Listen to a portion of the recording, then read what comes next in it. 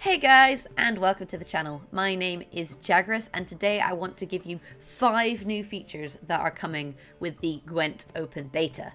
Now, the Gwent Open Beta has been announced for the 24th of May, so less than a week away. I am so excited. And with that, they have said the game will be down for 2 days from I think about the 22nd, so just be aware of that. Now, with Open Beta, there will be an account wipe. So if you want to find out more about the account wipe and the rewards that you'll get for participating in the open beta, see my rewards video. But what they did showcase during the live stream they had last night was the end of season rewards. So they'd mentioned you were going to be receiving end of season rewards, but they hadn't told us what they are. Well, as you can see on the screen, we've got some new borders and portraits and kind of like titles basically. So you've got borders for your portrait based on your rank, and you've got a cool title depending on the rank that you achieved. Now, for the top 1,000 players, there are further titles and borders that you can receive. So you can see them here on the screen that as you rank up in the top 1,000, you get cooler and cooler kind of borders and titles. And honestly, like, if borders and titles are your thing, then this is great. But for me, I think the end of season rewards are kind of disappointing. Like, I expected there to be maybe some kegs or some ore coming along with the rank that you achieve. With the higher rank you achieve, the greater the rewards. These rewards are a bit tame for me. I would have liked, just something a little bit extra to commend our hard work. But for those of you who like titles and that sort of thing, then there you go.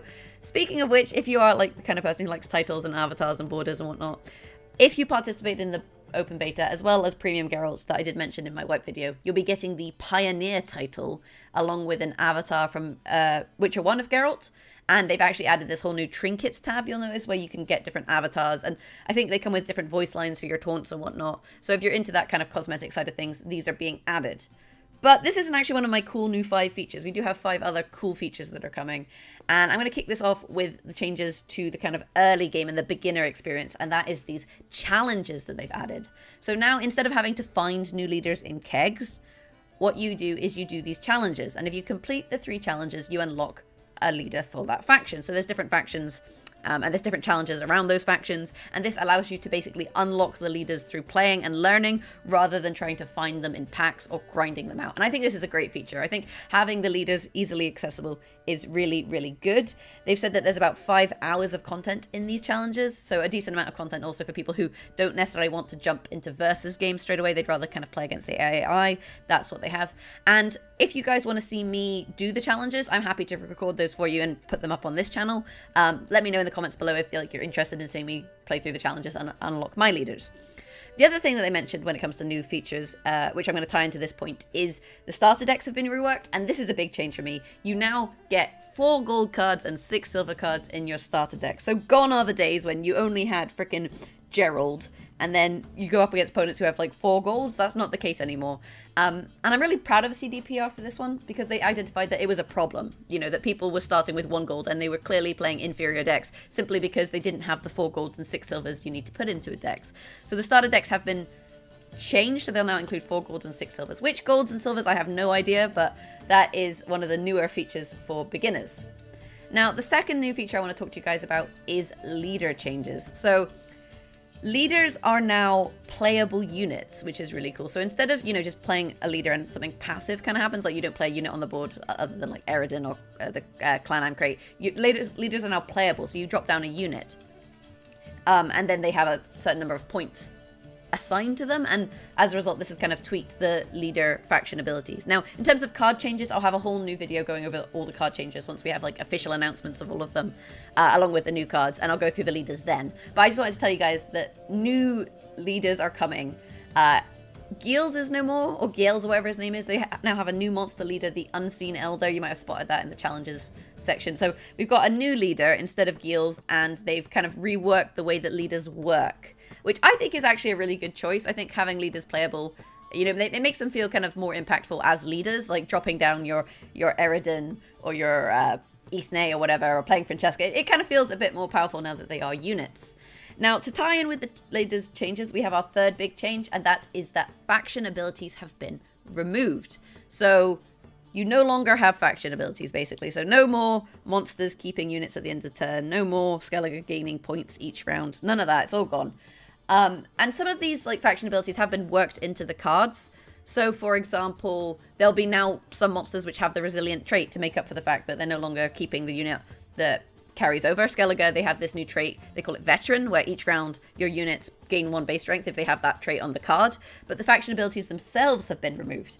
Now, with this, they've basically given everyone the Nilfgaard faction ability. So Nilfgaard get to mulligan a card around 2 and round 3. That is now a feature available to everyone. So you get to be Nilfgaard, and you get to be Nilfgaard. Everyone gets to be Nilfgaard. So we have the mulligan changes coming in, and the faction abilities have been removed. And I think this is a wise change because it gives CDPR more scope with what they can do with the factions. Like, they're no longer kind of tied into keeping a situation where it works with the faction ability. And I know a lot of people had, you know, problems with the monster faction ability and with Scoia'tael, thinking they were really strong abilities. Well, that's fine, it just got rid of them. Problem solved. Next, we have our 4th change, which is a new currency, and the new currency is Meteorite Powder. So Meteorite Powder is a currency that's used to craft premiums, and to tie in with this new currency, they've actually added a premium version of every single card in the game. So every card now has a premium, which should help with the drop rates, but also with this new Meteorite Powder, you can craft them. So premiums can be found in packs, or they can be crafted, and all cards have a premium. And then you can basically upgrade a version of your card with Meteorite Powder to its premium version. And I think you can also still craft premiums with scrap should you want to. There's a whole kind of conversion table going on with how Meteorite Powder works, you can see on the screen. So that's the new currency, and that ties in with all the cool new premiums, which is very exciting because maybe one day we'll have a 100% premium deck. I don't know. I don't think I have enough money for that, but still. Now, the last change I'm just going to show you guys real quick is the rewards screen. So you'll see now that you can actually see what you'll gain from leveling up and also what you'll gain from completing your rounds. There's different kind of tabs you can do, so the rewards are much clearer because, you know, people didn't know that they were getting Decoy for free at level 20 or Siri for free at level 18. Like, that wasn't really common knowledge. It was something like I found out through Reddit and like would always stress in my videos, but I didn't think it was, you know, well advertised by CDPR. But they've kind of changed that, so now you have the reward screen. You can see what's coming. You can see when the reward day will kind of tick over, so you see how many more days you have, or hours you have, sorry, to get your rewards. And also you'll notice that it seems like they go up to 66 rounds. So previously you'd win 6, get 100, or win 12 and then win 24, and that was it. So it seems like they've increased the cap on the number of rounds you can play per day, which should get people playing for more hours to get those rewards. Yeah, so that's basically it for the kind of big new feature changes. Let me know what you think of these new features in the comments below, if there's anything you're really excited about, if there's anything you kind of wish would happen. I'm kind of sad we don't get ranked draft, we don't get spectator. These are kind of things that I wanted. We don't get crafting cards in the deck builder, but I guess these are more kind of